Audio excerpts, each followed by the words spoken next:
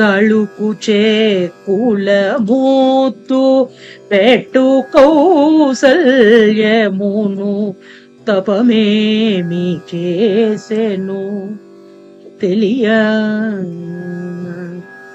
ఆ తళుకు వెలుకులతో ఉన్నటువంటి ఆ చక్కటి బుగ్గలను ముద్దు పెట్టుకునేటువంటి అదృష్టము కౌసల్యకు వచ్చింది.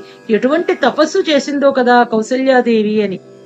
దశరథుడు శ్రీరామ రరయని పిలువమును తపమేమి చేసెను తెలియ. నిజంగా దశరథ మహారాజు ఎంత అదృష్టవంతుడు. సాక్షాత్తు శ్రీ మహావిష్ణువును శ్రీరామా అని నోరారా పిలుస్తున్నాడే. తనివార పరిచర్య సేయ సౌమి